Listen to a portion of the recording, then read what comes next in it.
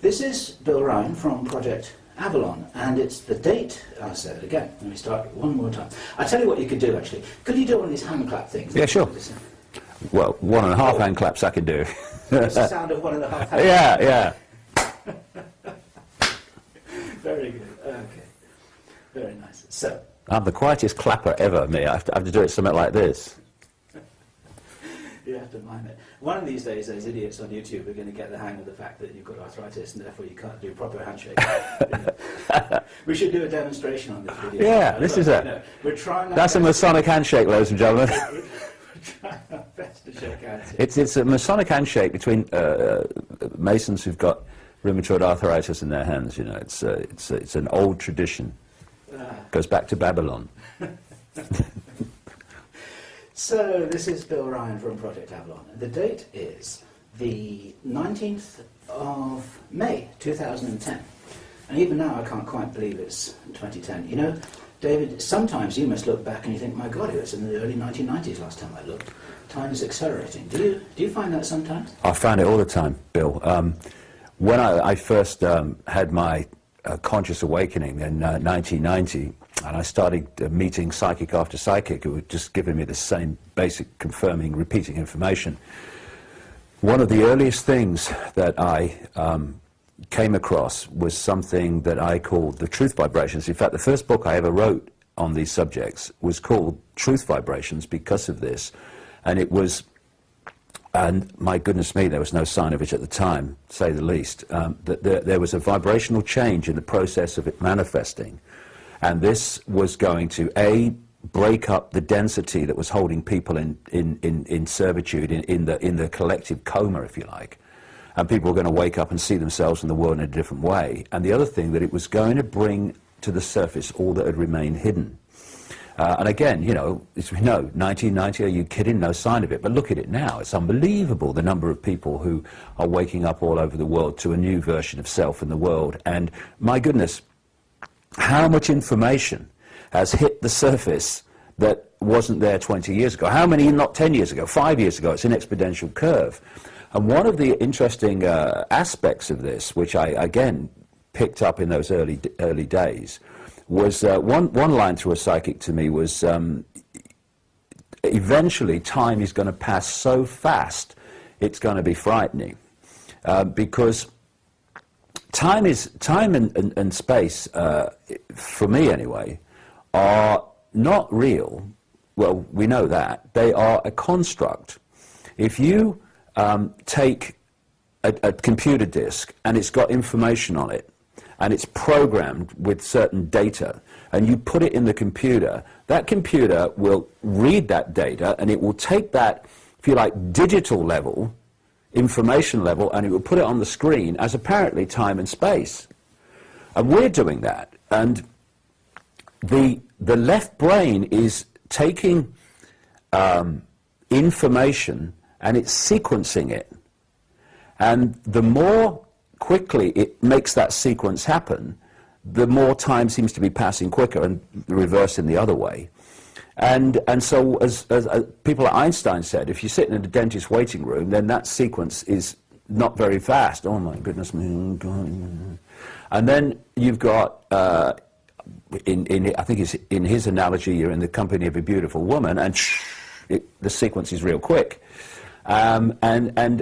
What seems to be the situation is that this energetic change, as we change from an epoch of suppression to an epoch of expansion and enlightenment and awareness, is that it's having the effect of the way we decode reality, the way we decode sequence, appears to be being fundamentally affected. And I said in an article the other day, did April happen? Did we have March? If so, why did I miss it? Because that's what it seems to me. It's just extraordinary, the way Christmas... when was Christmas? I mean, 2 years ago? I mean, it's just amazing what's happening. This awakening that you referred to, you saw that in front of your eyes at the Brixton Academy just a few days ago when you did your major new rollout presentation after the publication of your new book. And of course, this is why this interview is timed the way that it is, because... Let me talk to the the audience here, David's got a substantial amount of important new information, and in Brixton, that was the first time that you did your 8 or was it 9 hours? Talking about 8 hours actual talking, yeah. That was a pretty big rollout, and you told me the other day that you were blown away by the response that you got from those people, whereas 15 years ago you were playing to empty chairs. Things have changed, haven't they? Oh, it's extraordinary. You know, when I started out 20 years ago, despite, you know, not just the ridicule, the mass ridicule, but when I started to go around talking about stuff, of course I knew a lot less then now, as we all did, but it was like banging your head against a wall. You know, I would put the chairs out, no one would come basically, and then I'd talk to empty chairs and a few people, and I'd put the chairs back and go home, and that was a night. And you thought, no chance, this is going nowhere. But you know, as we all know, something drives you on. Something deep drives you on. Keep going, keep going. You think, oh, what's the point? Keep going. And over the last, particularly 10 years, I mean, maybe I started picking up really about 15, but then 10 and then 5, because the curve's going like that. It's just extraordinary, mate. I mean, all over the world, it doesn't matter what culture you go into. Of course, some are more suppressed and therefore closed-minded than others, but all over the world, it's extraordinary. You know, what I picked up in 1990 about these truth vibrations, this awakening, this the way this energetic change was going to break up the density that was holding us in servitude and ignorance. It's happening, and you know,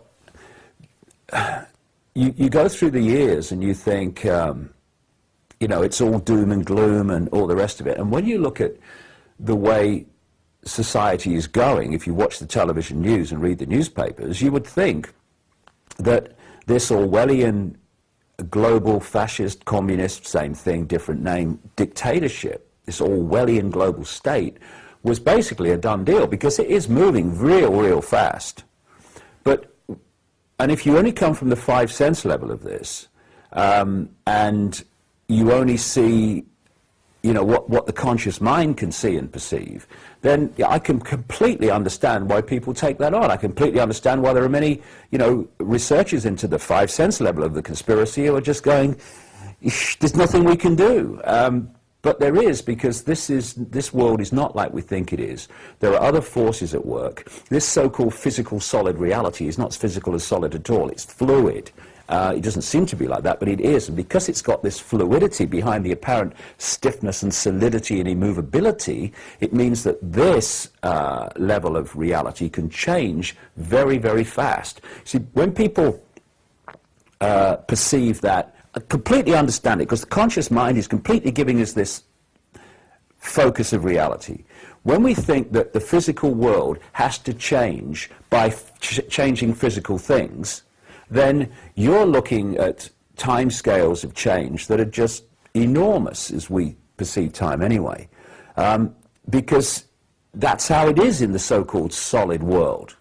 But when you realize that this so-called solid world is actually just a holographic projection, and the real base reality of this universe is waveform vibrating information, then the speed that this world can change suddenly takes on dramatically different proportions.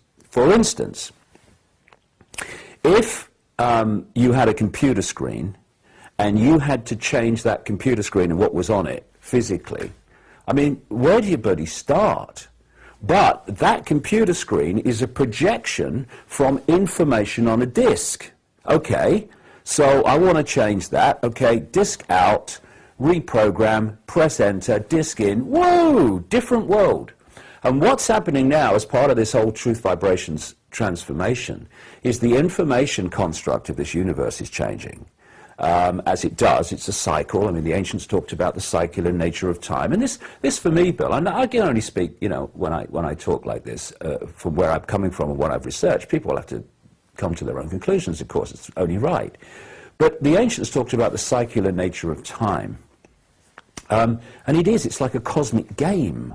And we go through different epochs, what the Indian culture calls yugas, and other people around the world have different names for them, where this cycle goes through times of great expansion, what the ancients called the Golden Age, and it goes through periods of suppression when things are not like that at all, and there's great challenges, and that's when control systems come in and all the rest of it. And then there are others that bring us back to where we started, and the whole sequence starts again. It's an interactive computer game in the simplest possible way, in that we are picking up information from the game, like the computer picks up information from the disk and puts it on the screen, but we are also, as with the internet, posting our unique contribution to this game. So it's an interactive game. We give and we receive in it.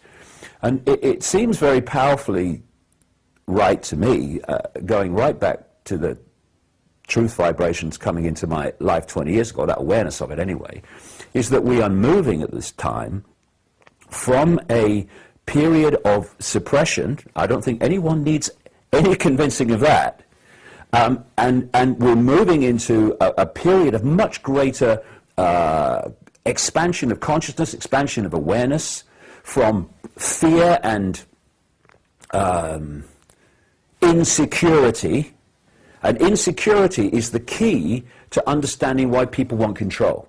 If people want control, or any other entity, whatever we want to call them, want control over others, want control over not the power to express your own life, express your own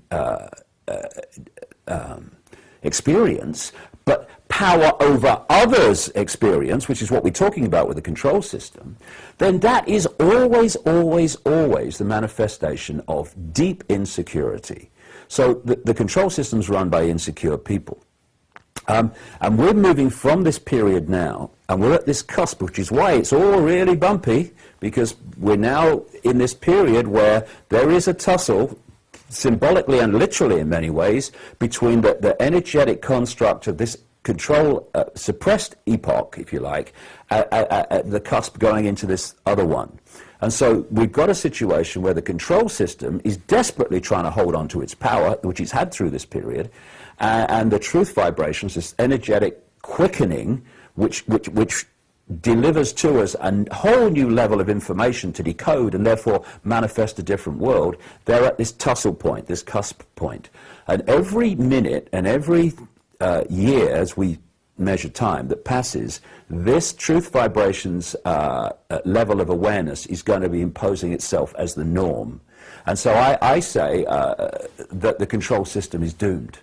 I'm incredibly optimistic. It's not a case of, it's doomed, so I'm going to sit here and do nothing because it's doomed. It's not like that. We are an expression of these energies, and therefore we need to tune into them, follow their guidance, follow their inspiration, whatever, and be a five-sense reality expression of them. It's not just about sitting around letting it happen. We're making choices here. Are we going to go with this new flow of massive expansion and freedom and potential of unimaginable proportions compared with our reality here, or are we going to try to hold on to the world that we've lived in up to this point of control and suppression and winners and losers, and some must have, therefore a lot must lose, and all this stuff? Because that's the choice we're making. That's the fork in the road. And people who hold on to this energy, this reality, are going to have some real challenging times. Everyone is, of course, because we're at this epoch of change. But really challenging times, because they're attaching their awareness, they're attaching their sense of reality to an energetic construct that is in its death throes. And if you bring it back, Bill, to the control system that we're exposing and is manifesting or trying to manifest itself more and more, then that is an absolute 100% holographic manifestation of this old epoch energetic construct. Therefore, it must fall when the energetic construct falls. If I take that disk out of the computer, that picture on the screen that the computer is manifesting from that information must go black. It must go blank. And, because the information construct which has created that is no longer there. And that's where we're going. And like I said, we're in for some challenging times because we're in this bumpy middle cusp changeover period, the transformation. But my goodness me, you know, our kids and grandkids are not going to live most of their lives in a control system as it so looks like they're going to at this time. And will look like it for a few years yet. But this whole thing's coming down. It's a great time to be alive. Very wonderful time to be here to see suppression and limitation replaced by expansion and infinite potential. Wonderful, wonderful time, challenging as it is. What I love about the way that you explained about that is it marries perfectly. Some viewers may recognize this with the theoretical work of a British physicist called David Bohm, B-O-H-M. He described exactly what you're referring to as the implicate reality and the explicate. Yes, right, yeah. You heard of that before? Yeah, yeah. And the way to change the explicate reality, which is like what is expressed in our apparent physicality, is there's this implicate reality behind all this. And of course, high technology ETs, advanced spiritual beings, or mischievous spiritual beings, or evil spiritual beings who don't want to know what they're there, they mess around with the implicate reality, and then the results are like metaphorical projections on the wall on the explicate reality, and this is kind of what you're saying. So I just wanted to close that loop there, because you're not talking nonsense here. This is recognised by quantum physicists everywhere. Well, that's an interesting point, Bill. I mean, maybe I could explain something that I've got in this new book, Human Race, Get Off Your Knees, which relates to that in terms of how I'm saying this control system came about. Certainly the control system in the time that we can go back and recognize it.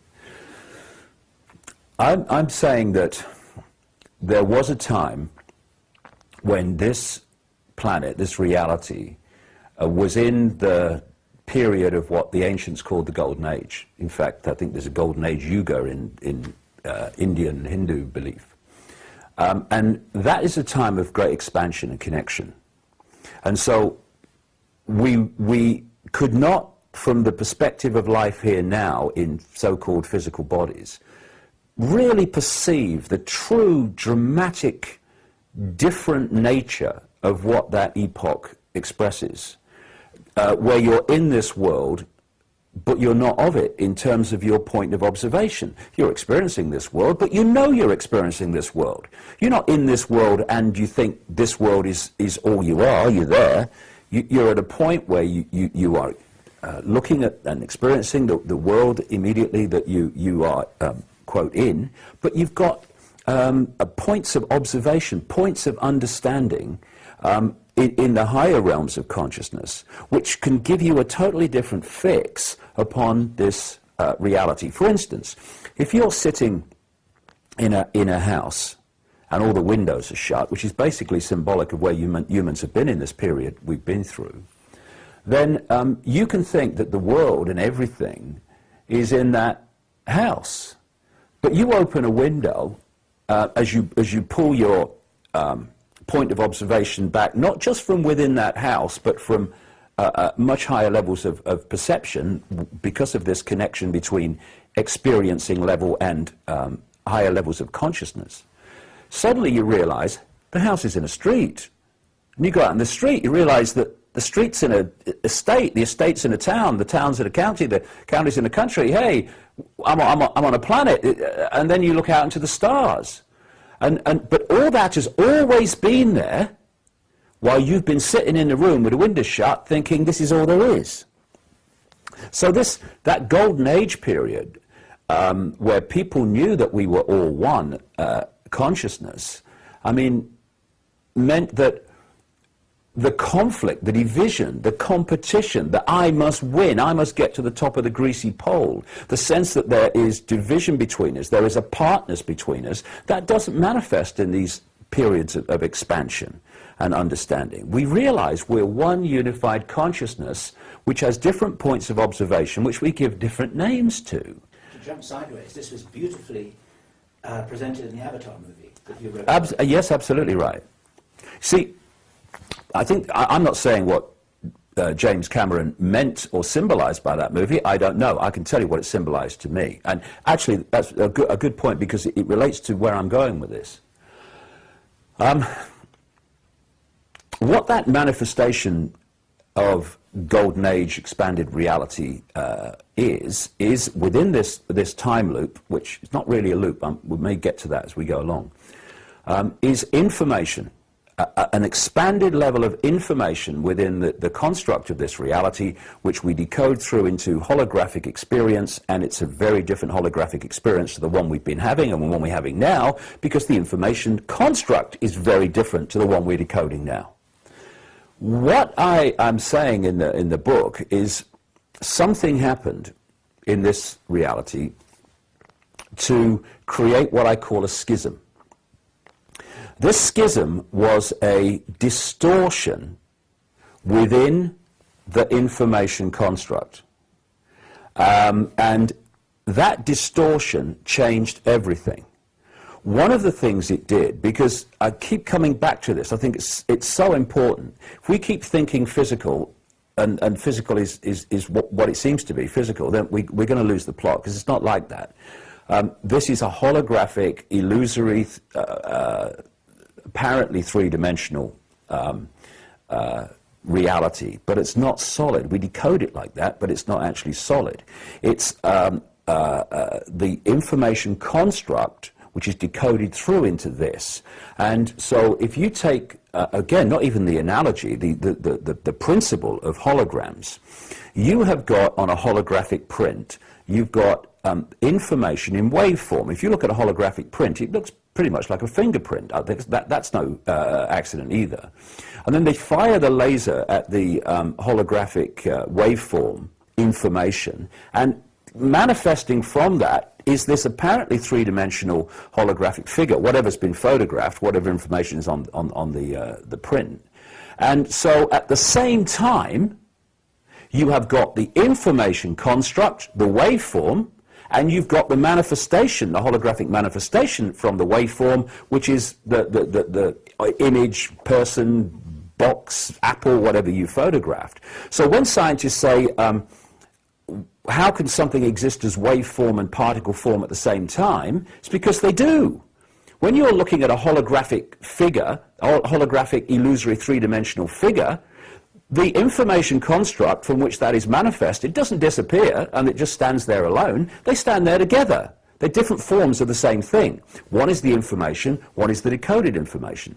So what I'm saying with this, in terms of the sequence that I'm talking about, is when this information construct in this, let's call it a golden age, was distorted, then that distortion had to manifest through into the decoded holographic world. And one of the ways that it did so was massive, enormous, catastrophic geological events. And these are recorded in ancient accounts and legends all over the world. They talk about great volcanic, earthquake, catastrophes. They talk about the earth turning over and what have you. And they're consistent all around the world in the way that they do this and tell these stories. And then you've got people who've researched from a scientific point of view, a geological, biological level, in more modern times, and they found that these ancient stories are mirrored in the biological and geological record. So what happened when this distortion in the energetic information waveform foundation construct happened? It was manifested through into holographic reality as, well, I mean, the biblical version of it is the Great Flood, but I think there have been many of these things, not just one, but certainly catastrophic ones. The other thing I'm saying it did is that it created schisms, distortions in the human personality. Because that harmony, that connection, that everything in harmony and connection with everything else, brilliantly symbolized, as you say, by the blue people in the Avatar movie, that distortion brought an end to that. It brought an end to the harmony of the planet itself through the geological etc. catastrophes, but it fractured human personalities. That harmony became fractured. And then we went into all these different emotional states and distortions, again, distortion here, that we see, all the emotional distortions, the fear, which is the distortion, and other low vibrational emotional states, worry, fear, and frustration, anger, hatred, conflict, all this started to manifest. And we're now in the period, I would suggest, where that distortion is being healed by these truth vibrations, by this energetic change. Now, this is fundamentally important to the control system, because the control system, in all its forms, is a holographic manifestation of the distortion.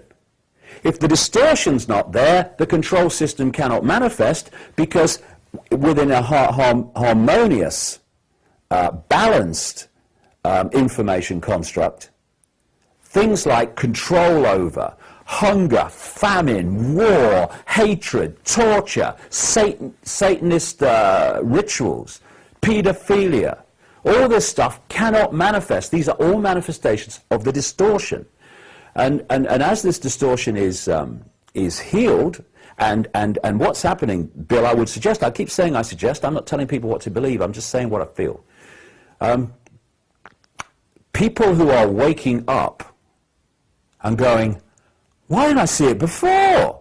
They're the ones who are opening their minds, and through that vibrating faster, because this suppression of vibrational state, the closed mind, the density, breaks up when you open your mind to other possibilities.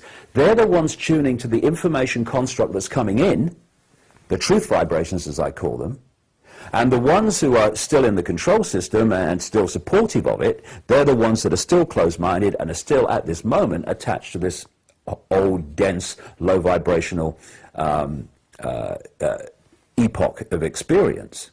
And so, like I've said earlier, as this distortion is healed, its manifestation must fall, because its information construct is being deleted from the system.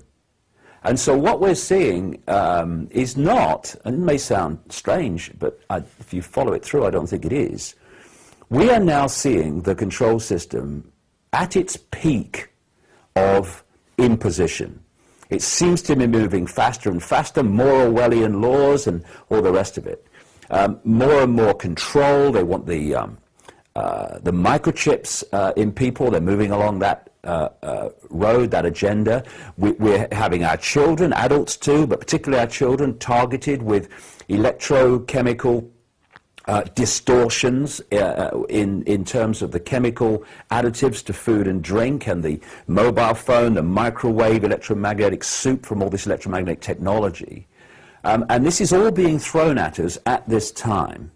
I would suggest, controversially maybe, not for the control system to get more power, but to defend the power it's already had from these truth vibrations. No longer can the old way of controlling people, where people just stay asleep, they don't have to do too much. They don't have to do too much at this point. They've got control of the resources, they've got control of this, control of that, and quietly they can just feed off humanity energetically, resource-wise and everything, have humanity go along being their slaves without realizing it, which is the greatest form of slavery, of course, being a slave and not realizing it. But because of these truth vibrations, and because they can see down what we call the timeline, down the time loop as we might perceive it, they could see some of this coming. And so they've focused on this period to throw everything at us, to try to stop us being affected fundamentally, profoundly by this truth vibration transformation, because once we do that, it's game over. And so for me, the amazing synchronicity between this vibrational change and people waking up and this bombardment of multi-level, multi-dimensional, immensely detailed impositions, mentally, physically, emotionally, on the human race to suppressors and controllers. These two have synced here because this will set us free, and that is trying to stop that happening. No chance. But what that will do is make the transformation more bumpy and more challenging than it would otherwise be without this seeking to stop it. Can't stop it. This thinks it's the irresistible force, the immovable object. It ain't. This is the irresistible force, and this is going to have some real shocks as we move through the next little while, up to 2016, 2017, maybe a little longer, certainly within my lifetime, as we see this apparently impregnable, unstoppable control system structure emerging.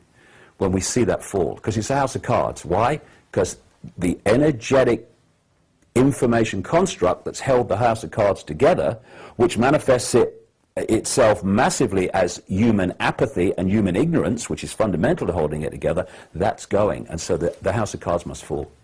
Sorry, chaps, just the way it is. So what was the new information that you presented at the Brixton Academy the other day? Well, there was quite a lot. I was working on that presentation for, well, months really, because it was really a new period in my life, and I'm going around the world with it this year, Europe and America and stuff. Maybe I could just explain how I've put this information, whatever people make of it, together over the years. It's been very simple, and it's been a constantly recurring theme. It's just repeated itself as I've moved through levels of understanding. And as we talked about in the last time we chatted, Bill, I talked about what happened to me when I went to the psychic in 1990, when I felt for about a year that there was this presence around me, and when I was in a room alone, I wasn't alone, and it got more and more, and eventually, long story short, I went to see a psychic for the first time in my life, and she started, after the 2 visits, on the 3rd visit, she started to get this stuff, this figure in her head, and she said, I'm being told to tell you things, that I was going to go out on a world stage and I was going to reveal great secrets. And you know me, I'm presenting the snooker and the sport at the BBC at the time. I was a national spokesman for the Green Party and all that stuff, but I'm going to go on a world stage and reveal great secrets. I mean, you know, what? But something inside me, beyond the conscious level, was going, you are, go with it. But anyway, where I'm going with this is, among these messages that was given to me in 1990 were, he will say things and wonder where they came from. They will be our words. Sometimes we will put knowledge into his mind. Sometimes he will be led to knowledge. And another one was, a little bit later, arduous seeking is not necessary. It was all organized a long time ago, words to that effect. All he has to do is follow the clues. Now, as you know, there's a famous advert in Britain that's been going around for a few years now. And the punchline is, it does exactly what it says on the tin. Well, all I can say about they, whoever they are, at some level of disembodied consciousness, is that they have done exactly what they said on the tin. And what's happened over the years is that right from the start, really, is that I've had an insight out of nowhere that something's like it is. And then the 5 sense information starts coming, like I'll meet someone who brings up this subject and I pick up information about it. I'll see a book suddenly about this information. I'll have an experience which is about this information. I'll come across documents. I might see something on the internet about this information. But it's not like it's like a week, a month, 2 months, 3 months. This is a concentrated sequence.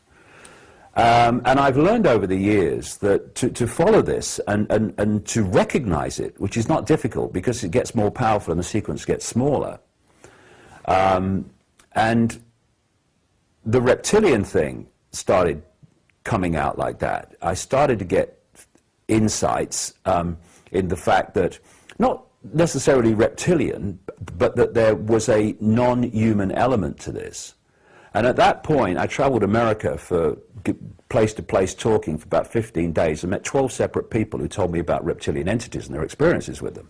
And that's how it works, and then it goes on. So coming around to this new information, it was the same sequence. I started writing this book from the early part, maybe about March 2009, although a great chunk was stopped when I was traveling. And I don't know, a month, 2 months into it, I sat down to start writing that day. And the energy in the room changed. I thought, I know this, I recognize this. The energy in the room changed. There was a vibrational change. You could feel it. The atmosphere changed, is a simple way of putting it. I recognized this. And what I then got as this was happening is the basic first theme was the moon is not real. Of course, there's more to know about that as came, but the moon is not real. The moon is not what you think it is. And I'm thinking, the moon's not what you think it is. Now, I've had one or two inklings about that over the years, little thought, you know, in the moon, but then it's gone. It's never gone anywhere. And so I thought, the moon's not real. So I put a few keywords into NetFind, not expecting to find a bloody thing. And within a minute, 2 minutes, I don't know, even less, I suppose, with the speed of Google and stuff, up came a book called Who Built the Moon by two researchers who've written other books. Who Built the Moon? I mean, you know, what a wonderful title for what I've just got here. The moon's not real. And I read it. I was sent for it, and I read it immediately. And I'm not saying every last thing in the book or every last thing in any book is 100%. I mean, crikey, we're trying to uncover great mysteries, and not least mysteries that don't want to be uncovered, or at least people that don't want us to uncover them. So, you know, I'm not saying every last word in every book is 100%. Of course it's not. It's not the way things are. But I was really, really impressed with the way they'd shown the anomalies, this very strange, unexplainable anomalies about how, well, first of all, how the moon was created. When I started reading about the scientific explanations, and that's another thing, you know, so many scientific theories, by repetition, become, this is how it was, scientific fact. And then you go, hold on a second, scientific fact, let's go back here. Hey, it's a theory. And I came across the big whack theory about how the moon was created. And it's that a Mars-type planet hit the Earth, a great chunk came off the Earth and became the moon. And then I read, as I followed this through, that because the physics and stuff, the science of that didn't pan out, then they kind of altered it a bit, so that the planet hit the Earth and then came back and had another go. And I thought, well, that's bloody desperate, that. Yeah, I'll give you one. Do you want another one? Yeah, okay, here you go. Yeah, it's the moon now. See what you caused? And the fact that the moon is far bigger than it really should be as a satellite of the Earth, that its positioning and its geometry, geometric and mathematical relationship between the Earth and the Sun particularly is very, very impressive. And and the fact that there is evidence that the moon is hollow, to a large extent hollow. I think it's in compartments. And then I came across, which many people might have come across in the past, this is all very concertinaed. The two scientists from the Soviet Academy of Sciences who wrote an article in, I think it was Sputnik magazine in the 1970s, posturing that the moon was a construct, not a total construct necessarily, but a hollowed out planetoid, again, hollowed out, and that a very advanced extraterrestrial, non-human, whatever you want to call it, life form, technologically advanced, had created this construct. And they go into detail about how they think it's constructed. And when you follow the way they say it's constructed, it starts to answer anomalies that science goes, what? As one scientist said, the only thing you can really say about the moon is its observational error. It shouldn't be there in the way that it is. One of the things the scientist said, for instance, is that on the outside of the moon, for about 3 miles or so, is an initial buffer zone, if you like, to protect it from being smacked by space debris and objects. And then they say, I'm not saying this is absolutely 100% true, but I think the themes are probably absolutely right. Then there's like a 20-mile, they said, impregnable barrier. And then you've got the craters on the moon, which, despite their different sizes and obviously power of impact, they've got a pretty universal depth, which people have said, how can that be when you've got different... so something's going so far and then no further. Anyway, all this came together, and I put loads of... There's a lot of detail in the book. And then I rang the oracle, didn't I? So I rang Credo Mutwa, the Zulu shaman, the official historian for the Zulu nation. And I found that if you take the symbolism of Zulu legends, I found them to be extraordinarily accurate over the years. And one of the things that makes me smile is these mainstream anthropologists and historians and what have you, they so often take symbolic stories that the ancients tell and they decode them literally, because they're left brain people. That's all they can do. They can't just spin the thing through the process of seeing it's symbolic. Because we are at a time when it's so much easier to communicate what we're trying to say, because more and more and more technology is mirroring the very reality that we are experiencing. For instance, this virtual reality universe is a vibrating information construct. And we decode that information through the electrical into the holographic to create this reality. I've just described the internet, you see. If the wireless internet is in this room, then your computer over there can pull this worldwide collective reality out of the unseen ether. Well, that's what we're doing in a much more sophisticated way. This is why the information construct is so fundamental to the holographic reality that we experience. And what the ancients had was none of this stuff. These seers and carriers of the knowledge, to try to get across what they were trying to say about reality and life, they had to use the symbolism that was available to them, and the symbolism that their audience, the people of that time, could understand. All of which is a prerequisite to this. I called Credo. I told him nothing about my thoughts on the moon and how what stuff I'd kind of linked together up to that point. I said one simple sentence. Credo, can you tell me any Zulu legends about the moon? Oh yes, Mr. David. He said, we call the moon an egg. We say the moon is an egg. Of course, an anthropologist who wasn't aware of this stuff looked at the moon's an egg. Primitive people, primitive. They'd never pass an exam, you know. Why do they symbolize an egg? Because they say the moon was hollowed out. Was hollowed out by two brothers, reptilian brothers, called Umpanku and Wuani. And they were known as the Water Brothers in the Zulu legends. And they say that they hollowed out the moon and rolled it across the sky hundreds of generations ago. And when they brought it to the earth, it created great geological catastrophe. And of course, when the moon came in, one of the things it would do is make the earth move. And then you've got this ancient theme of the earth turning over. It would, basically, what it would do is destroy whatever was there before. And then they can build, as everything settles down, those within the moon can build their own new society. I'm absolutely certain that's what happened.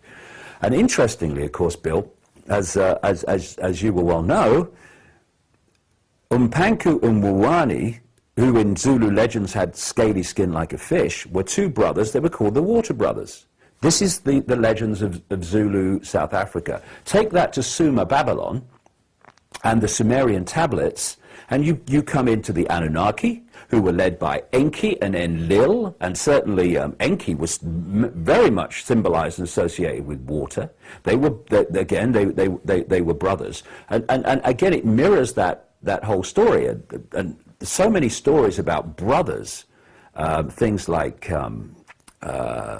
Cain and Abel, and all these brother stories. I think you bring them back. They have an original theme coming back from these, what I would say, reptilian entities.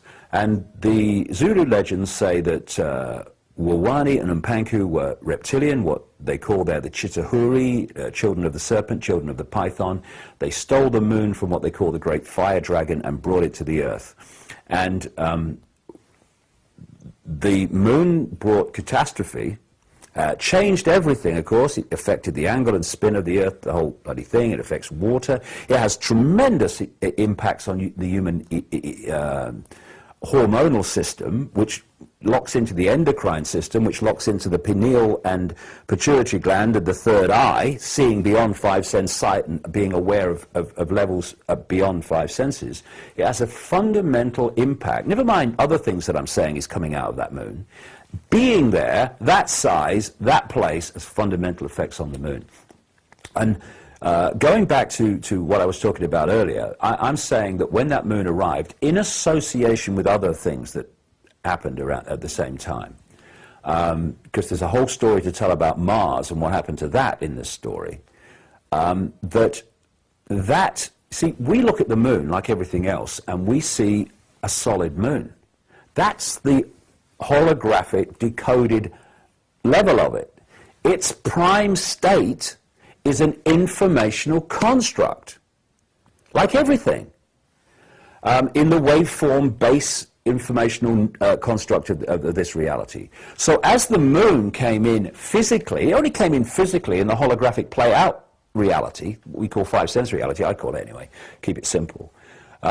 It was actually information moving in through the informational waveform construct, and that caused the distortion, which is manifest on this planet of all the things we've talked about before.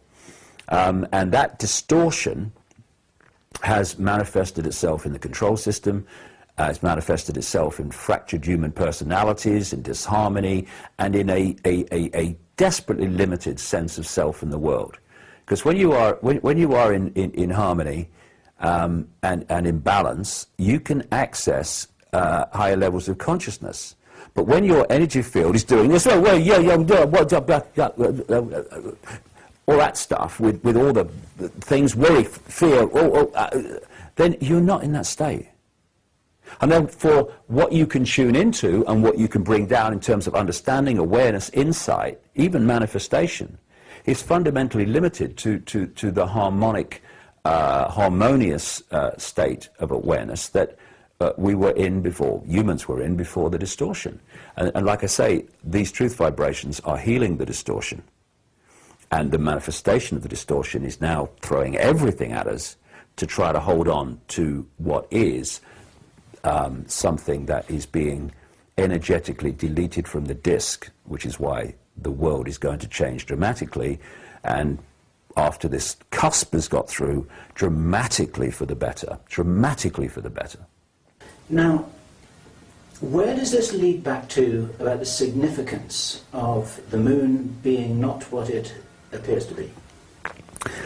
Well, so I think that when the moon came in, as I mentioned earlier, it was in association with lots of other things. You know, when the ancients talked about a war of the gods in the heavens, I don't think they were talking symbolically at all.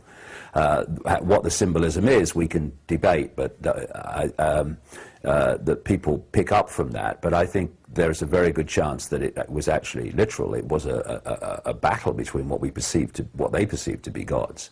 And I think the destruction of Mars, which I think was an occupied planet far more recently than people think, and the fact that there is this theme, not just with people like Immanuel Velikovsky, who's famous for it, but also again in the Zulu legends, exactly the same, that there was a planet between Mars and Jupiter, and it was destroyed.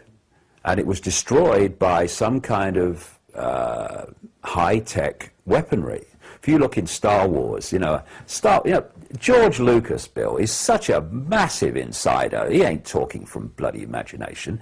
And this stuff about in a galaxy far, far away, excuse me, this one, thank you, George.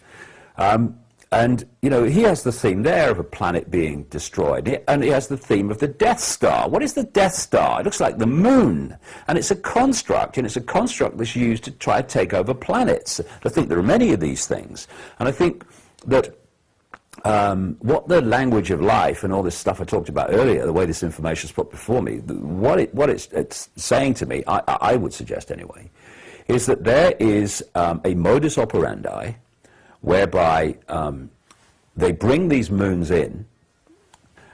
When they bring the moons in, they have a fundamental effect on the planet as it is, and therefore they basically, as they did here, have a blank sheet of paper. It's over. That's civilization over. And then as things settle down, they start genetic manipulation and other manipulation, and they take over the society, take over the planet. But one thing to mention is that these moons are dependent upon the target planet for resources, for slave labor to create the resources and all the rest of it. So although there seems to be this dynamic that the moon is in control of the planet, actually the moon is completely dependent upon the planet for all that it needs. And one of the common themes through the ancient accounts, through the Zulu legends, and through people that I've met in the modern world over the years, is that these reptilian entities, who I say are within the moon, not only there, mind, within the Earth and also in other areas of this solar system, but they are terrified of exposure, because compared with the human population, there's not that many of them. It's why one of the reasons they want to cull the human population, which is a recurring theme in conspiracy research, is because they can't deal with the numbers. But also, they're completely dependent on this planet for resources. And parasitic relationship. That's what I've said in the book. And this is interesting, Bill, because I talk about something in the book which I call the moon matrix. And this moon matrix is a collective mind which is broadcast from the moon. And basically, it is the collective mind of these reptilian entities. So what they've actually done, I explain what I mean in a second in more detail, but in theme, given you bring up that point about parasites, is that in so many ways, humanity has become a collective expression of that mentality. So if you look at society, I've talked about this whole subject in the book, fun enough. You have a parasitical group who literally go around parasiting off other planets, other groups of people, populations, planetary populations. And they have transferred that into the human society. Look at it, Bill. The human society is awash with people parasiting off other people, using their efforts, using their talents to make rewards for them to which they've contributed nothing. Look at the banking system. It's the greatest parasitical network you could ever come across. You look at governments parasiting off the population. Look at transnational corporations parasiting off the population, and then you bring it down into the general population, and you've got parasites. I mean, I've had parasites in my life. One guy tried to take over control of all my books, and I had to spend a fortune going to court to stop him. He hadn't contributed a word. Well, a fact. People like Jordan Maxwell's had parasites in his life, one in particular who tried to take over his work, his life's work, and make money out of it. So many people. You see parasites everywhere. Why? And then you come down into the body, you've got parasites in the body, it's multi-level. And I would suggest that the reptilian mentality has been transferred to the human collective mind, in a way I'll come to. Through what I call the moon matrix. And it depends how powerfully tuned you are to this moon matrix, this collective mind, as to how you are affected by it. The more powerfully tuned to it, the more your behavior and perceptions will be mirrors of this hive mind mentality. And the more you expand your awareness and therefore your vibrational state out of this moon matrix frequency, which is being broadcast from the moon, I would suggest, the less you're affected by it. Now, very quickly, we come back to this period we're in. They are desperate to stop people awakening out of the influence of the moon matrix, therefore out of the herd mentality, the hive mind.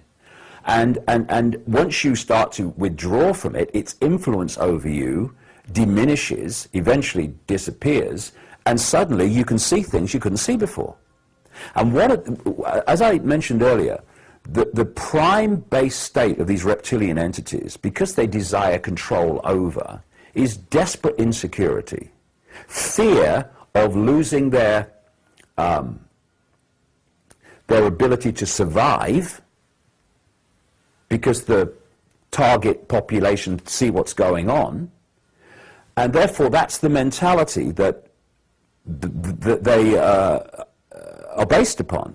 This collective mind, which is connected into the collective human mind, this hive mind, manifests, projects, communicates that into the population. So what are you looking at? You're looking at a human population that's invariably anxious, frightened of not surviving, not just physically, but through financially, through will my partner leave me? Will I lose my job? Will my belief system survive from this new information? It's all survival, survival. And where does that come from? You talk to brain experts, brain anatomists, etc., and they'll tell you it comes from the reptilian brain. Comes from the reptilian brain, what they call, some of them call the R complex. I've been writing about the reptilian brain for years for obvious bloody reasons.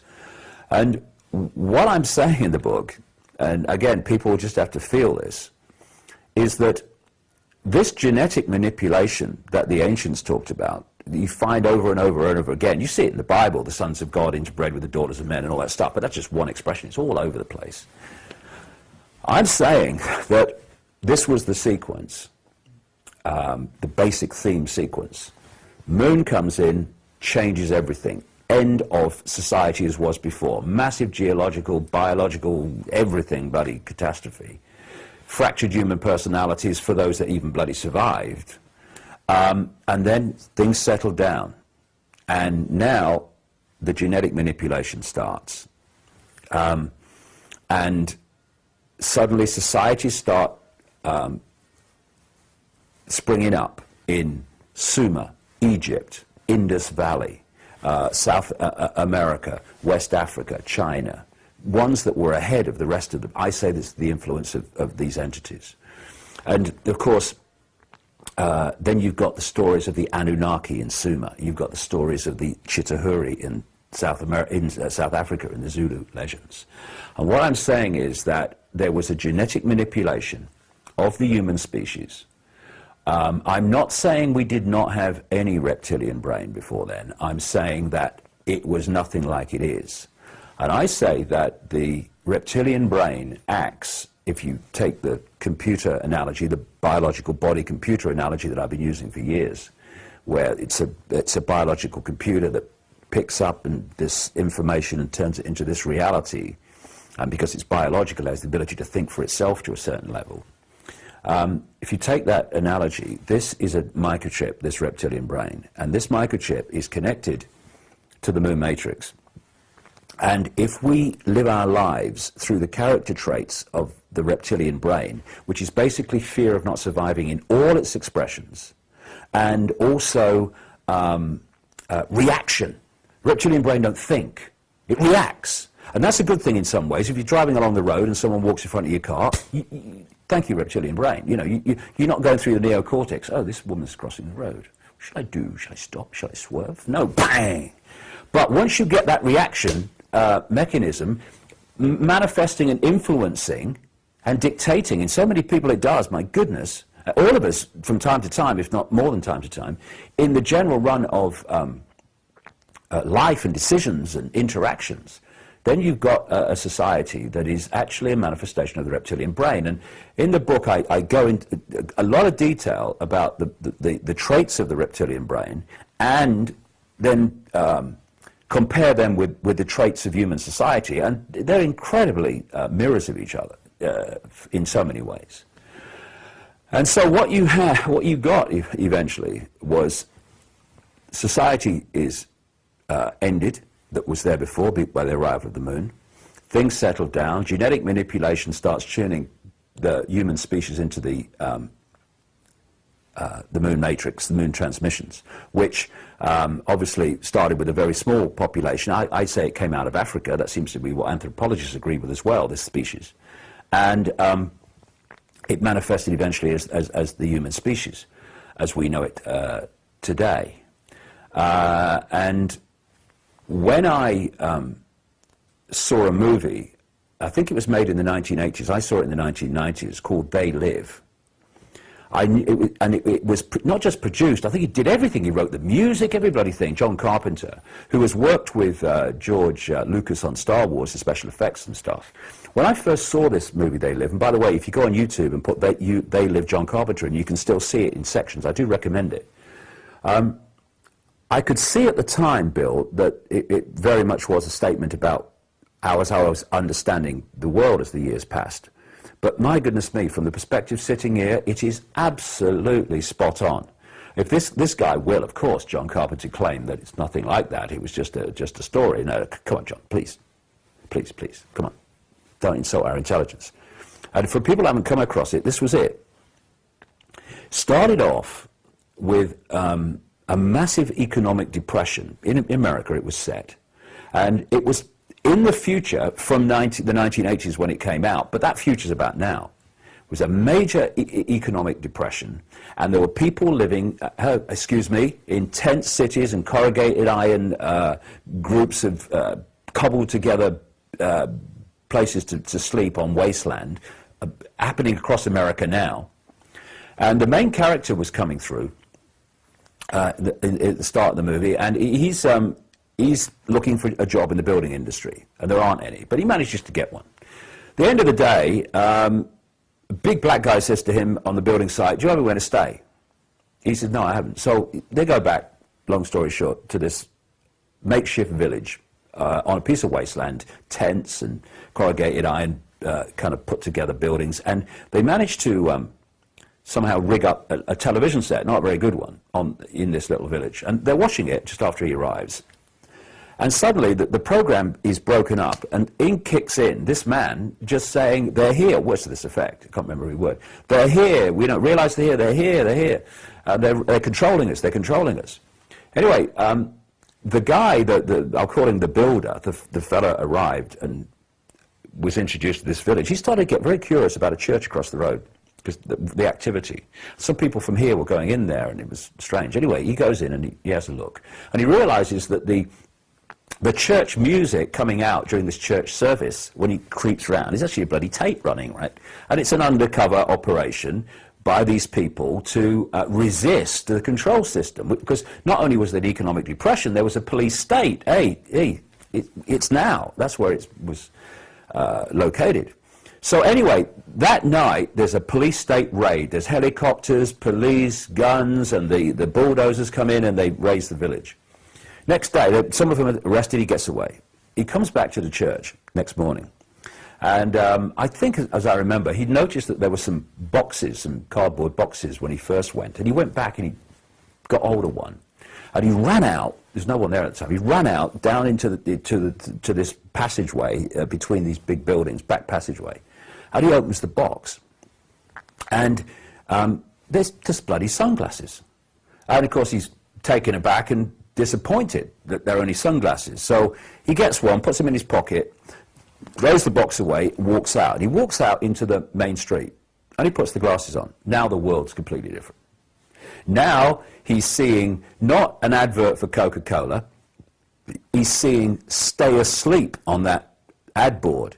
Not an advert for a holiday location, but "Don't question authority, obey." You can see them through the glasses. Then he goes to this newsstand, and he's looking through these magazines like Newsweek, Time, that kind of thing, with his naked eyes, and there's text and there's pictures like there normally are. Puts the glasses on, All subliminal, stay asleep, obey authority, all this stuff. Then a guy comes to buy a paper, and he looks at him, he looks human. Puts the glasses on, guy's not human anymore. So he starts going round, and he starts to realize, not everyone, and nothing like the majority, but a significant number of people, when he's got the glasses on, which are decoding reality in a different way, are actually not human. But through the naked eye, he keeps doing this, they're human. So he realizes what's going on. He looks at the television, the president's making a speech, he's not human. Members of the police force are not human. Goes into a bank, a number of them are not human, and so it goes on. Now, bringing that round to the conclusion, how the movie ends up is they realize that the reason the humanity cannot see what he can see with his glasses is because at the top of the television tower is a massive dish that's broadcasting a transmission, which is blocking, I would use the word firewalling off, just like the Chinese authorities firewall off the computer system and the internet access system in China, so that Chinese people can't access great chunks of the internet the rest of us can.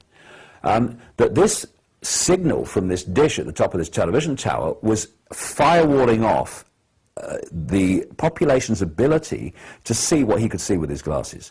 What I'm saying in the book is, if you take that dish on the television tower, symbolically in the movie, and you put it on the moon, then you've pretty much got the theme of what I'm talking about. And of course there's a lot more detail to know, but in terms of the theme. And just going on from that, you know, because information's coming to me so fast at the moment, and in this way I described earlier. And I'm convinced that this moon matrix operates within a bigger control matrix, and I think the planet Saturn is massively involved in that.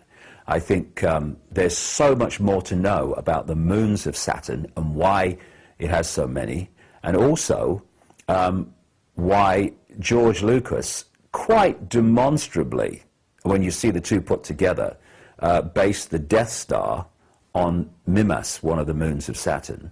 And of course, as you well know, Bill, insiders have talked about enormous ships of incomprehensible from our perspective sizes going in and out of Saturn. Norman Bergrund, the ringmakers of Saturn. Yeah, and I think at a Barcelona conference more recently people have talked about that as well. And yeah, and the thing is that I think there's a big switch that we need to understand, and that is that because we on this planet Earth live on the, at least in the holographic illusory reality, where do we live really? Within what we call time and space. But from our perception anyway, we live on the outside of the planet. Is that necessarily how all planets work? I feel that at least large numbers of planets operate by the population living within the planet and not actually on the outside. And coming back to, and that's why I think we've missed a lot, because you look at the outside, you say it's uninhabitable. Well, maybe it is on the outside, but what's on the inside? But coming back to, you mentioned earlier about Avatar, I think, like I say, I don't know what Cameron was symbolizing, but it blatantly symbolizes this to me. If you take the blue people with the lion noses, and I think the lion symbolism is very, very powerful, because I think that I use that as a symbol of the real human as opposed to the suppressed human that we've become. Then you take the blue people with the lion noses, you take them to be humanity before the schism, before the predators arrived, in harmony, total connection with everything. And then you take the American military with their high technology coming into that moon, whether it's Pandora they called it, and taking over, taking the resources, just having no comprehension for the connection of everything, just destroy it. You take that American military in Avatar to be these reptilian predators, and I think you're bloody close in theme to what actually happened. It'd be a very interesting theme, it occurred to me, for a follow-up movie where the humans, who you have described metaphorically as the reptilians, right, come back in to infiltrate the Na'vi, the blue people, with avatars that are not benevolent ones, like the ones that we saw in the movie played by Sigourney Weaver and the others, but actually as infiltrators, because then here we have the reptilians walking in and controlling these, strategically and militarily controlling these positions on the political and economic battlefield here. By proxy, aren't they? Yeah, well, that's a very interesting thing about the Avatar movie, is that it had that dimension, which I've been writing about for bloody a decade or more now, about the fact that what we call the Illuminati bloodlines are hybrids. They are human reptilian hybrids that were specifically bred by these reptilians. And they're not just in the moon, but it's a major part of their control system, I'm absolutely convinced of. They bred particular bloodlines that had a much more powerful genetic connection to them. Now again, I'm talking genetic connection. What do we call genetics? That's play-out holographic. That's what genetics is in our perception. We see genetics. What the genetics really is a computer program. It is an information construct within the waveform metaphysical level. What I call in the book the metaphysical universe. That's what I describe the waveform construct, information construct as, the metaphysical universe, as opposed to the play-out holographic universe. And so, because there is this genetic here connection, what it actually is here is a vibrational information connection, which means that these particular bloodlines, which we call the Illuminati bloodlines, the interbreeding bloodlines at the top of the banking system and the political system and the military and all the rest of it, the media ownership, this vibrational compatibility means that these reptilian entities who operate just outside of human sight, or at least can project themselves in a way that we can't decode them, they can possess the mental and emotional faculties of these, and therefore behavior and actions of these hybrid bloodlines in a way that is much less powerful within the general population. And so when we look at the Rothschilds, when we look at the Kissingers, the Rockefellers, and all these other major global business, banking, political families, we are actually looking at the middlemen and women vibrationally between the reptilians outside of human sight and the human society. And when you take this analogy, you know when a scientist wants to work with something which is dangerous to work with, what he'll do is, you see them from time to time, they have a big tank, the dangerous materials in the tank. Scientist is on the outside of the tank, think vibrational field, this reality, their reality, overwhelmingly. They can come in and out, but they can't stay here for that long. That seems to be a problem. And what the scientists do in the laboratory is they put these big gloves on, so that although they're outside of this reality, they can work in it. These Illuminati bloodlines are in effect those gloves. They are the vehicle that allow them to infiltrate human society within our frequency range of perception, from their frequency range of perception.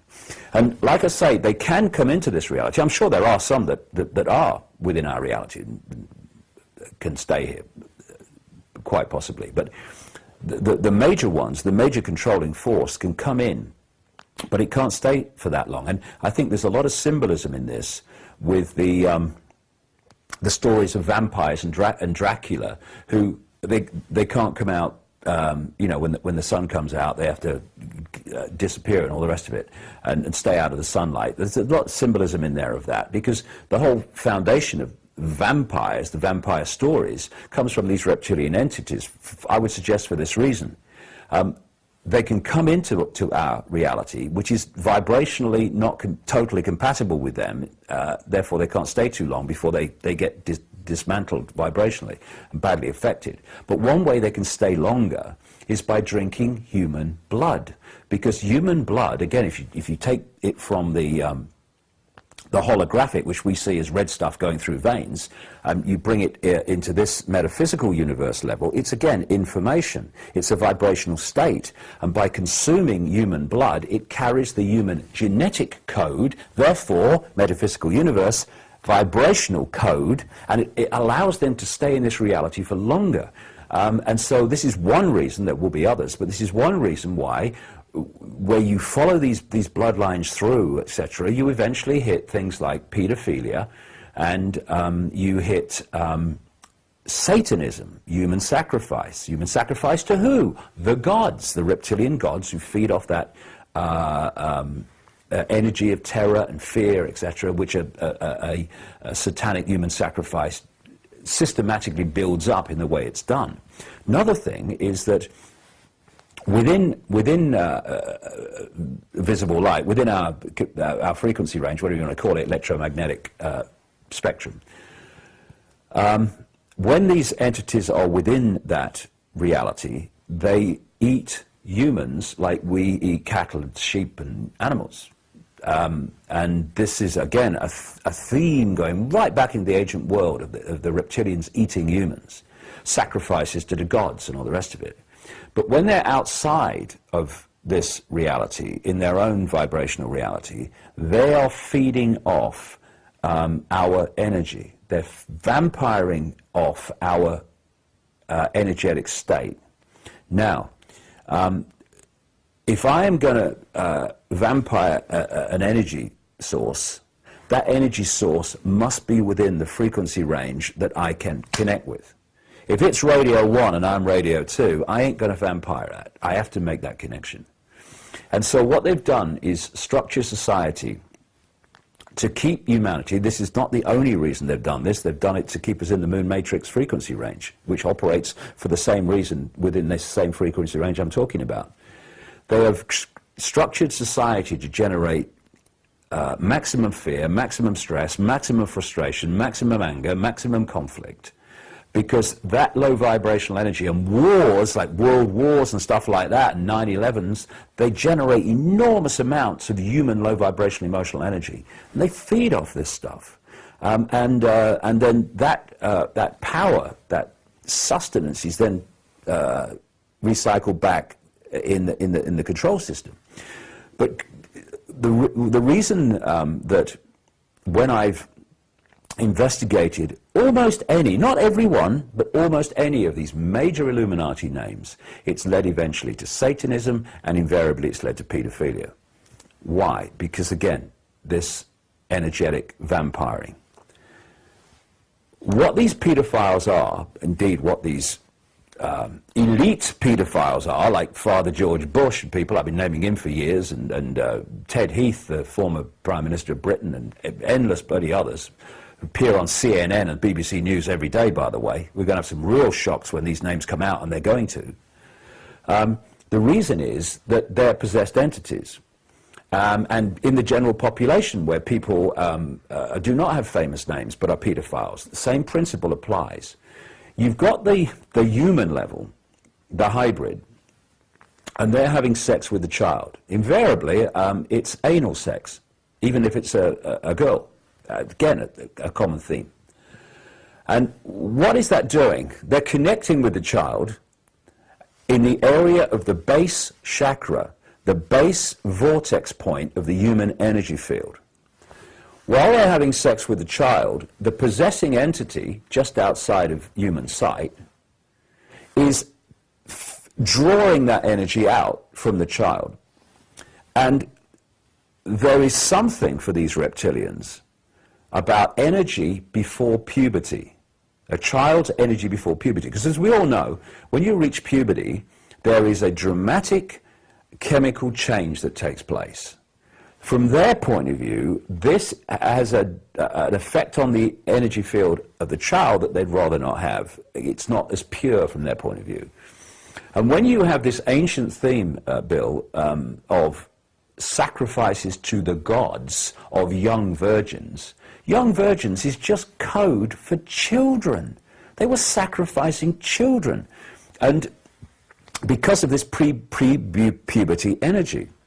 And so there is a very clear explanation, once you take this picture on, why so many of the elite people in the banking system, politics, and all these other elite institutions are both Satanists and pedophiles, or one or the other, usually kind of both if you go deep enough into it. And they are feeding off human energy, particularly feeding off the child's energy.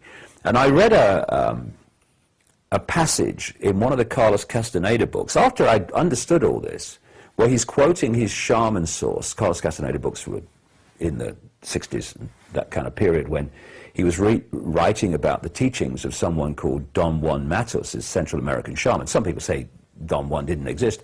I tell you what, if he didn't exist, well, you know, Castaneda was a bloody genius then, because what he put in his mouth was unbelievably accurate. And Don Juan Matos talks about the predators who came from the distance of the cosmos to take over humanity.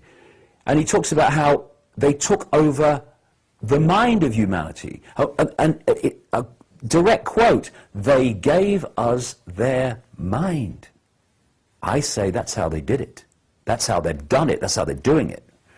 And he also talked about the fact that these predators targeted the pure energy field of children, and they fed off it, so that if you saw the child in its full energetic magnificence, it was a bright, shining, vibrating field of awareness.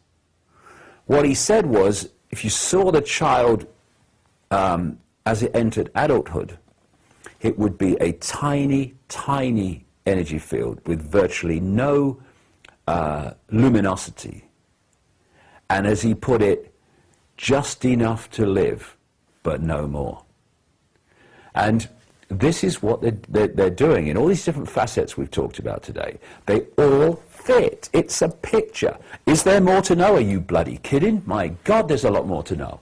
And I'm not saying that I'm describing everything that there is to know. Absolutely not. The rabbit hole goes so deep. But what we're beginning to do is get the structure within which it works. And when you're putting a jigsaw puzzle together, I find anyway, not that I've done one for ages, but when you get the frame of the picture in place, all those bits with the straight edges, then you start to see much easier where the other pieces go. And of course, the more pieces go in, you start to know where this piece goes, because now you've got a much better idea of the picture, and that's where we're moving now. But my goodness me, have we got some shocks and surprises to come, well and over above what I've been already talking about today. What's going to happen over the next few years? Well, I say that we're in the cusp between the old epoch energy and the new epoch, and maybe I could just explain what I mean by how that works. What I'm saying in the book is that the black holes, we apparently have one at the center of this galaxy. I'm seeing more and more scientific supposition, at least, that that's the same with every galaxy, but we'll see. But anyway, it fits the picture. That out of this, the black holes, comes the base resonant frequency of this reality, but it's not static, it moves through a cycle, as I'll get to. This base frequency elicits from the sun's information in the form of photons, and basically generates what I call the cosmic wireless internet. Just as in this room, if this building has got the wireless internet, I'll be able to pull it onto a computer without any wires going into the wall, no wires into any circuitry, just the computer will be able to pull a wireless internet and put a collective reality, which anyone else in the whole world can, apart from parts of China and other places, can put on that screen in the same way. And I'm saying that wireless internet in our reality is information encoded in photons coming from the sun. Other things too, I'm not saying it's everything, but certainly that's the basis of it, I would say. And we are decoding that information into this reality. For instance, the energy that the Chinese call qi, that goes through the meridian lines, the acupuncture meridian network of the body, is photon energy. Photon energy goes through the ley line, meridian line system of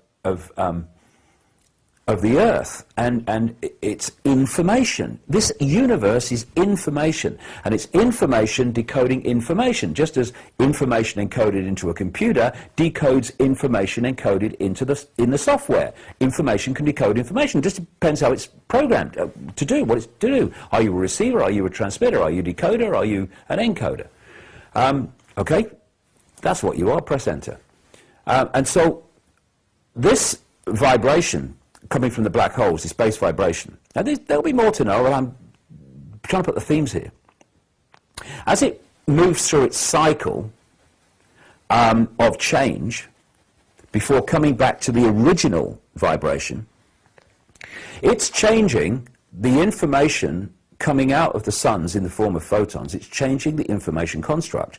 Therefore, we are starting to decode, as it moves through the cycle, different information. And it's this that creates the epochs that the Indian culture calls yugas, and this cycular nature of time. It's not actually cycular in the sense of its base construct, which is this information vibration that I talk about. That vibration is happening in the now, the only moment that exists, the now. It don't move out of the now, it just vibrates. It's just that the vibration changes in the now. But as we decode it, and we put this information into sequence, etc., we appear to be moving from past through present to future. But actually, it's information vibrating in the now. It's just that it changes. And as we decode it, our perception is the movement of what we call time. And because the vibration goes through a cycle and then comes back to the original vibration, we manifest what I've called in the past the time loop, an apparent time loop where we move through a period of experience and then we come round to start again. And these periods are broken up because of the vibrational change, therefore the information elicited in the form of photons, the wireless internet changing, into epochs. Some are very suppressed and very limiting. That's an experience for consciousness to have. Sometimes they're very expansive. These are the golden ages. And we choose, as disembodied awareness, where we want to experience, which of these epochs we want to experience.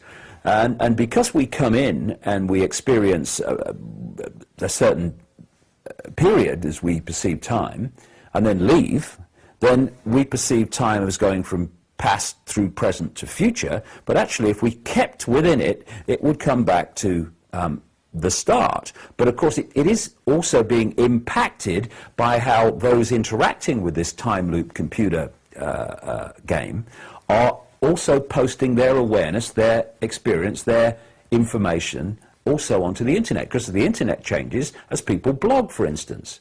So therefore it's an interactive thing, but I would say this is the base thing, the base foundation, and it is simply a cosmic game.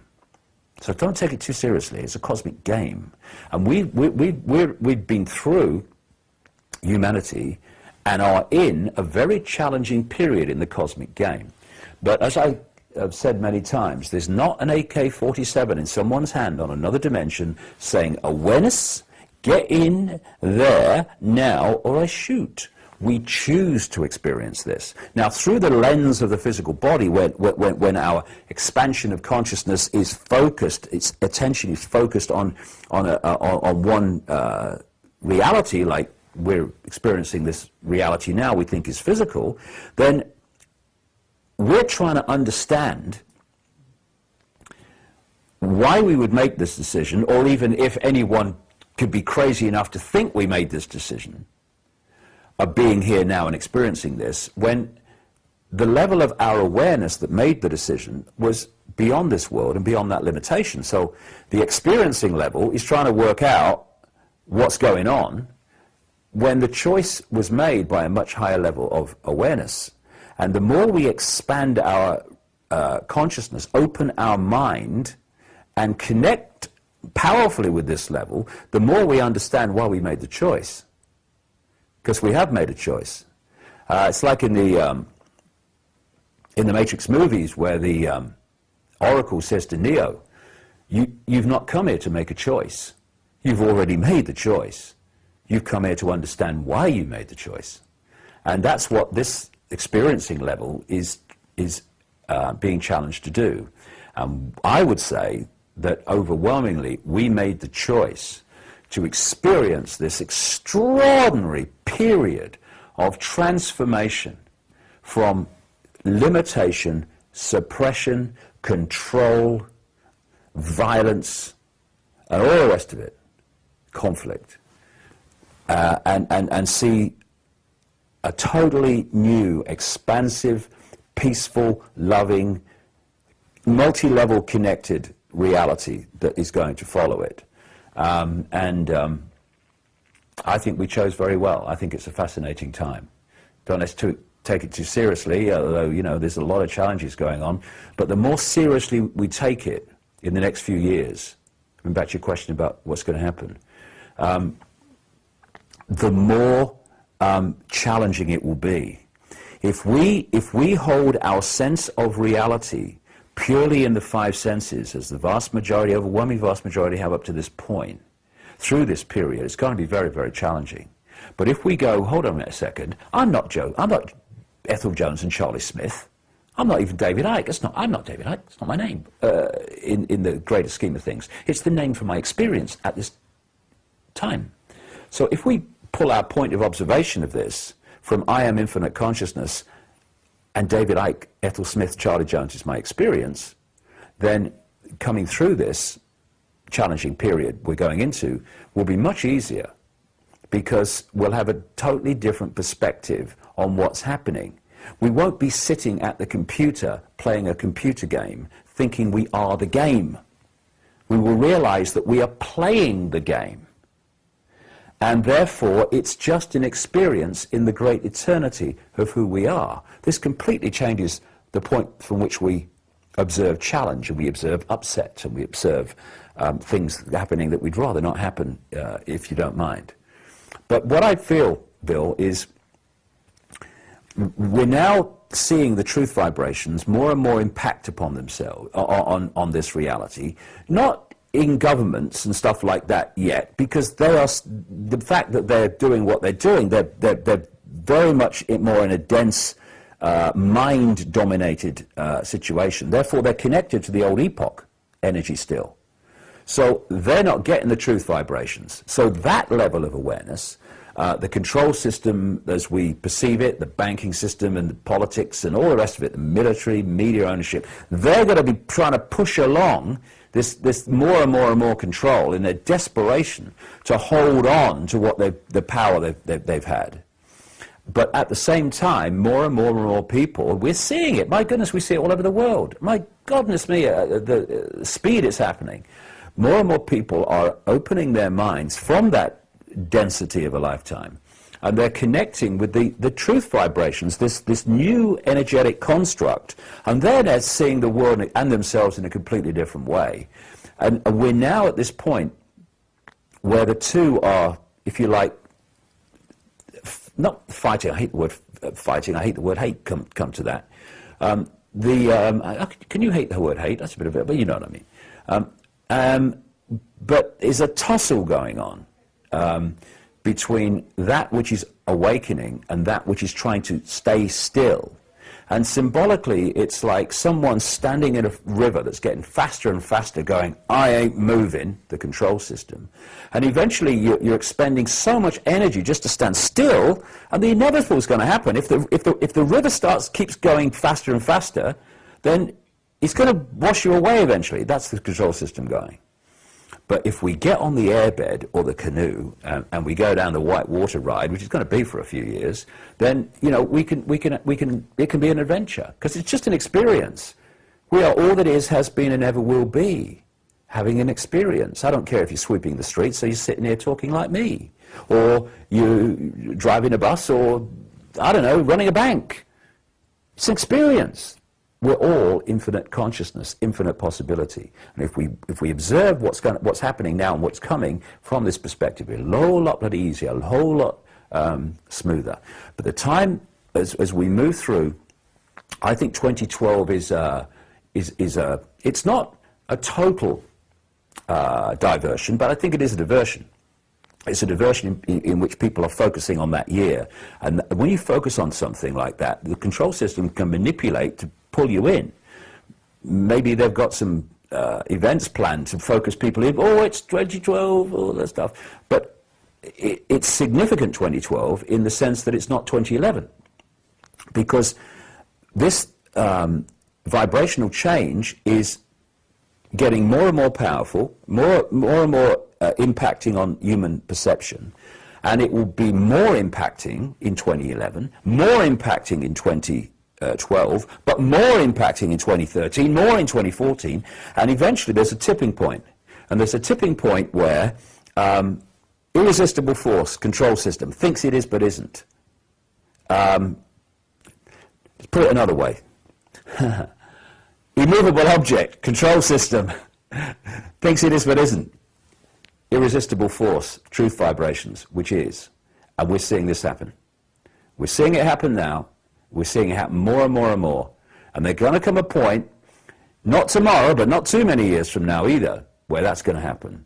And from that point, the dominating energetic information awareness construct of this reality is going to be the truth vibrations, and that's going to go off through our children and grandchildren's lives, and by the end of their lives, which will be much longer because of the energetic change that they're going to experience compared with this schism, which is one of the reasons that human lives kind of plummeted. I mean, when they talk in the ancient world about people living massively long lives, they used to, they're not kidding, because the energetic situation they were experiencing was different. So when our children and grandchildren get to the end of their lives, you and me are going to be looking in, disembodied, from another level of reality, and we're going to go. Job done. And that's why we're here. So let's get on with it, shall we? That's a beautiful, beautiful summary. And round about the same time as we're releasing this movie, we're going to be releasing a wonderful ad hoc conversation that you had with Jordan Maxwell. Jordan, yeah. And Jordan was presenting a viewpoint that is valid. I think you and I would agree with that, that there's actually a military operation going on here between so-called good forces and so-called bad forces. And many people are caught in the crossfire, or they're pawns on the chessboard, or whatever metaphor you want to use. And whatever role we might consider ourselves to be is somewhere in that mix. And Jordan, bless him, was focused on that solid reality of this battlefield and saying, you know what, we're all going to get full of bullet holes if we don't watch out, and we're in deep trouble. And I wondered if you could speak to that, because there are some people, many people watching this video, who still think, you know what, we are in trouble because they're really doing this stuff. And I know that you, and therefore we have to be rescued by forces who are as strong as the so-called dark side, who are trying to manipulate us and control us for reasons of their own. You've spoken to this to some degree, quite some degree, in this conversation we've been having now. Could you say a little bit more about this crucial point, about why is it that this tipping point could occur without the entire world of 7 billion people picking up arms and rioting in the streets? Because that's not the answer, is it?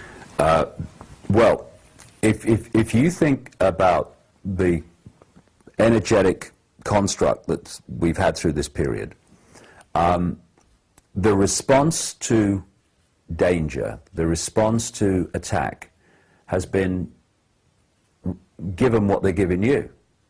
And we call it war. We call it rioting and all the rest of it. Where has it got us? Nowhere. What you fight, you become. You know, if you think that meeting aggression with more aggression is going to take us forward, if you meet aggression with aggression, what are you going to get? Twice the aggression. Oh, we've moved on now, haven't we? Hey, world's a better place. And this is why when I see things like riots over economies and stuff like that, like we've seen in Greece and other places, and we'll see more, no doubt. It's such a confirmation of ignorance of the way things are. You know, we get pulled into low vibrational states by this feeling that we need to fight, must fight for peace. I love that one. Let's pepper bomb Baghdad and bring peace, shall we? You idiot. You're a politician, aren't you? Yeah, I thought you were, yeah. It brings us into low vibrational states, and it brings us into the very vibrational stadium on which the control system wants us to be. And when you think about it, even on the physical level, they're not bothered about rioting. In fact, it's a good thing from their point of view, because they can then, problem, reaction, solution, justify greater impositions of the control system in terms of violence and SWAT teams and armed police and bringing the military on the streets. You know, thank you very much. You've just given us what we need to justify this. And they're not frightened of protests either. You know, in the run-up to the Iraq War, we had, it was estimated, 1 million people on the streets of London. What happened? They invaded Iraq. You know, I'm not there protesting. You can protest and you can feel good about yourself. I bloody told them, at least I protested. Let's go down to the pub and have a chat about how good it was. And then what we can do then is we can later put the telly on and watch them invade the country we've just protested against them invading. You know, what they're terrified of is not violence. It's not rioting. It's not protests in the street. I'm not saying don't have them, but they're not frightened of them. What they're frightened of is non-cooperation, because we've got to come back to this thing all the time of numbers. The number of people who are in full knowledge in physical reality, as we call it, and in the control system in the non-human realms, the number of them involved in full awareness of what they're doing compared with the global population of 7 billion is tiny.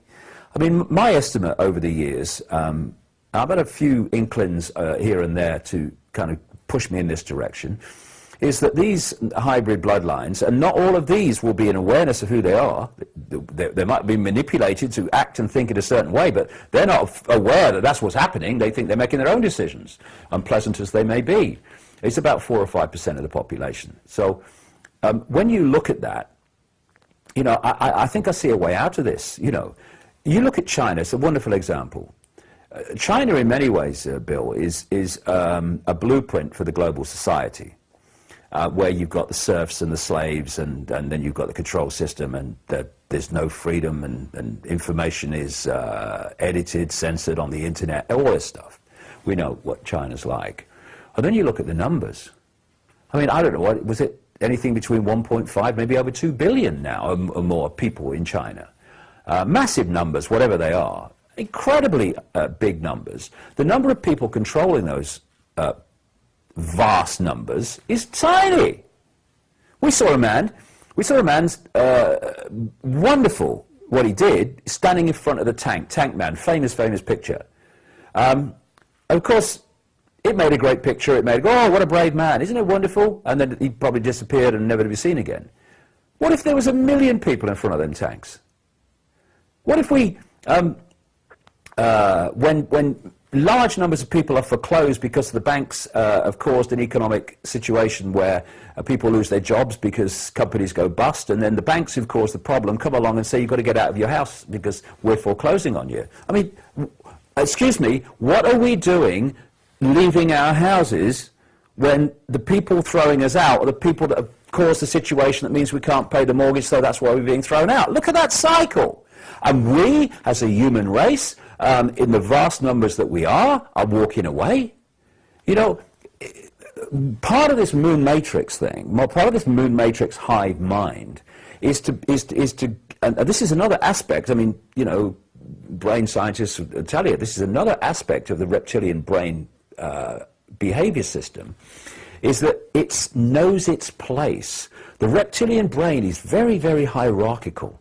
I mean, you've got the top of the hierarchy, reptilian brain, but you've also got the bottom of the hierarchy. I know my place, it's also reptilian brain. It's just a different expression of it. This hierarchical structure of top-down power, where the few are at the top and the rest are at the bottom, I'm holding that up there, that's very much reptilian brain, and it's fear of authority. I was reading an article in which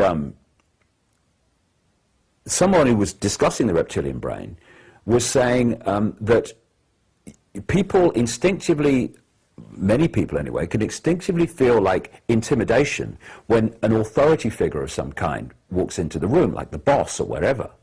And they were saying it comes from the reptilian brain. And funnily enough, about that same time, I was reading an article about a famous British actress who's very, very anti-royal family.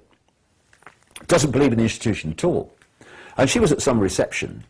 And she actually said in this article, I'm anti-royal family and all the rest of it. She said, then the Queen came into our group to say hello. She said, and I was a blithering bloody wreck.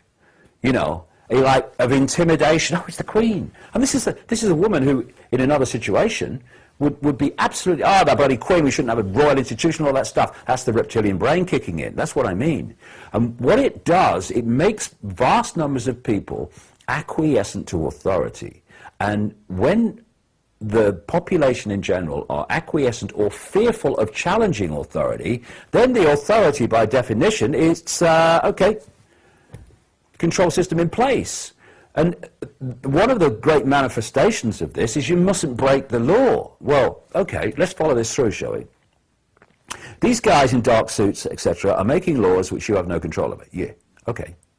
So then, they've made laws that you have no control over, but you're saying it's the law, so you must obey it. Yeah.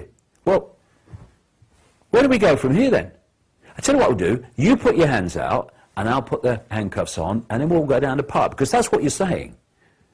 So if a law does not respect human freedom, if it does not respect human justice, if it does not respect basic fairness, if it's not about beneficial changes in society, but about imposition so the few control the many, if it does not respect freedom and justice, it should not be respected. What are we doing? And you say to people, can't break the law, okay. Well, and we're getting close to this now. If you look at the situations that are folding, I've done a whole chapter in the new book called "Stealing the Children." What if they made a law that the state could take your children away, which is what they actually want? They're in the process of doing it. Would you obey it? Well, no. Oh, so we found a line here now. There is a Rubicon then that you will cross when the law gets so much of an imposition that it takes your children away. So all we've got to look at is, are we going to make that line where we resist? No more! At the point where, knock on the door, want your children please, got the van? Or are we going to move it here? Where we're saying anything that impacts on my basic freedom and the basic freedom of others, anything that impacts injustice on my life and the life of others, because if we think other people's problems are not our problem, that's divide and rule, and away we go, they got us. If we move that here and say no more, then the whole dynamic starts to change. Because what they're doing all over the world, not least in Britain, is they're quite demonstrably introducing more and more outrageous laws right across society down to the fine detail of our lives, whether it's where we put our rubbish bins out and when and all the rest of it. And if they don't meet resistance, then they say, no resistance, okay, even more silly, even more imposition, even more fine detail of your life. No resistance, even more. So, ladies and gentlemen, we have got to start very soon, like how about yesterday, putting a line, collectively coming together, where we put aside these fault lines, manufactured, divide and rule fault lines of religion and race and income bracket and country and breeding, all this shite, and we come together and unite under what we are all fundamentally affected by, and that's the destruction of human freedom. Because this is not a conspiracy to enslave Jewish people or Islamic people or middle-class Americans or any of it, South Africans, anything. It's a plot to enslave us all. And if we don't come together, we allow ourselves to be divided and ruled, then, you know, the epoch's changing anyway. But the nature of the change is going to be far more challenging than, and far more unpleasant than it needs to be if we come together now and say here and bloody no further.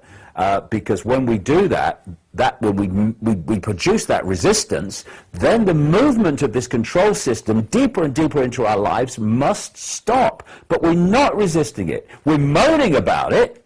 Some people are resisting it, but they're moaning about it. Oh, Big Brother. Oh, my goodness me. What's the country coming to? What's on telly on it? And that's it.